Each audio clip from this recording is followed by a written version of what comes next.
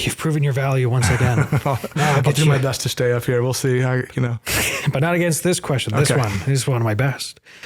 So what are some of the pitfalls or mistakes that businesses will make when they attempt to adjust their own SEO? Oh, that's a good one.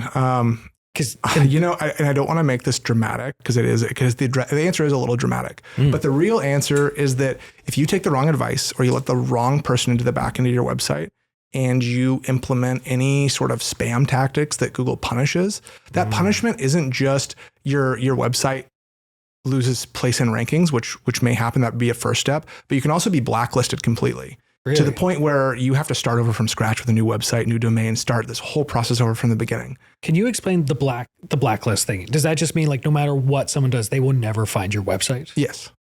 Yes. Oh, it's really straight to the point. Okay. All right. And what are some of those spam tactics? Is it if I'm putting the word podcast in my webpage 50 times in a row? Yeah, that's one. Oh, yeah, that many times of podcast. While it says podcast, that is at that 50 number is getting to that spam territory for sure. All right. Yeah. So but we're happy to help you out with whatever you need, Cole. We'll get you squared away before you get to that point. Before I get to that point. So like realistically though, unless someone's trying to game the system or they're getting really bad advice, you're probably not going to accidentally blacklist yourself. No, I would say that the more likely scenario is that you just aren't found, which is not good, if you want business. Yeah. So but you might not put yourself in a position that you'll never be found. There's two very different things, right? It's like someone who has, someone who has the chance to recover and get up to the top of Google versus someone who that is gone now. Their website's essentially deceased. So if someone was to do it themselves, I kind of think of it like someone trying to cut their own hair. Sure. Eventually you could do it. Yeah. But if I cut my own hair, my wife's not going to let me out of the house. Sure. If I was to do my own SEO, is it going to work? Probably. Or am I just going to end up hurting things more so than not? I would say it depends on how much time you want to put into it. I've met people that can cut their own hair, but they spent hundreds of hours learning how to do it. The best I can do is shave my head. I can shave my own head with a 3-guard all over. I used to do that in college, save a little money. And you could probably get away with that level of, shaved head tactic that maybe won't hurt you, but isn't a very nice haircut. Right. The reality is if you want to do it yourself, the amount of time that you would spend to actually move the needle and actually do really good work is, in my opinion, a waste of time if your business is anything other than SEO. Right. Because you are spending so much time on that when you should be, in my opinion, focused on what actually makes your business better. If you spent that time instead on improving your product or your service or whatever it is that you do, you are just so much better off than you are, spending that amount of time on SEO. Like for instance, like for me, right? Like I was pretty good at math. I do a pretty good job. I don't need to learn how to be an accountant. I'm better off paying an accountant to take care of my stuff and not get me in trouble with the IRS than I am to try to do it myself. Right. Because there's a high risk there. Yeah. I know I keep saying it, but it really is one of those things where I've looked at SEO in the past and it just is daunting. Yeah. There have been times where I've sat down, I've listened to a few lectures about SEO from a few other different experts, I guess. One of the fellows I found pretty early on he runs Ahrens, Ahrens, I think. And they got a whole bunch of tools. And I got 3 hours into their course. I'm like, I can't do it. I can't do it. There is so much. Yeah.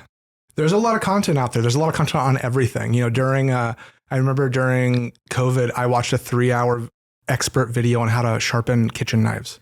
You can really spend as much time as you want learning any skill, and whether or not that's going to, my question, I guess, with that is is this a hobby and something you're just interested in and you would be using your free time that you would otherwise be watching TV or something, then sure, spend your time doing that. But if you're spending working hours doing this, I think you're wasting your time and you really should be not focused on that. You'd be better off to generate a little more revenue and pay someone else to take care of this for you. So perhaps this would better be a Brit question, but give me your best estimate that if a business wanted to take one of their own employees, one of their own marketers, and they're like, you know what, we need someone to do SEO. Yeah. We're going to train you. It's going to take some time.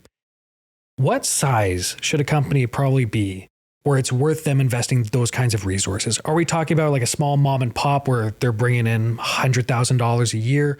Or are we talking like a company that's doing 7 figures? That's when it's finally time for them to start thinking about either hiring in or developing their own talent.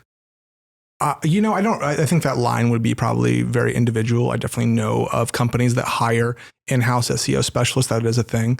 But I also know that, some of our clients are in those 7-8 figure businesses, and they prefer to hire us because we're, outperforming what they could hire in-house. We're actually saving them money. They don't have to pay us benefits. They don't pay me sick pay, things like that. And we're also saving them money on their ads campaigns. I think of one client who, they pay us a fraction of what they were paying for Google ads. They were paying approximately $40,000 a month in Google ads. And in about 18 months, we were outperforming it to the point where they stopped their Google ads campaign. Really? Wow. On a fraction of that budget. So they got to be making like serious money if they're going to bring in someone full time to do their own SEO. Yeah. I mean, that company probably does easy 7, 8, maybe 9 figures. I'm not sure their exact valuation, but they could pay someone to do it, but I don't think it really it doesn't make sense for them. And so I don't know what company it would make sense for. So if a larger corporation, again, like we're talking 7, 8, 9 figures every year, right. If they're going to bring in an SEO guy, they're probably going to, at that level of business, probably going to be paying them like 6 figures. Easy. Yeah. Easy. But then at the same time, you guys have a team of 10 people. If they're going to bring in a 10 SEO specialists, even if they're doing different things like content writing, probably going to be looking at like $1 million investment. Yeah, exactly. And they're whoever their lead is on that is probably going to be easy multiple 6 figures at that point. And then they have the rest of the team. They're all going to be paying not only their salary, but their benefits package, all that other stuff. You can hire our team to do that. For instance, one of the companies that I think of about this, that is a large company that's easily doing 7, 8, 9 figures a year, publicly traded company. They're paying us, I believe, $72,000 a year for our entire team. That's not bad. Yeah, you're going to have a hard time beating that price on any single employee, let alone a team of 10. Yeah. If you break it down by the team of 10, we're talking $7,200 a piece a year. Good luck finding a cheaper way to do that. Yeah, no kidding. Jeez. Like that's median income of the average American household right now or something like that. Right. So it's like paying a low salary to one person and instead you get a team of 10.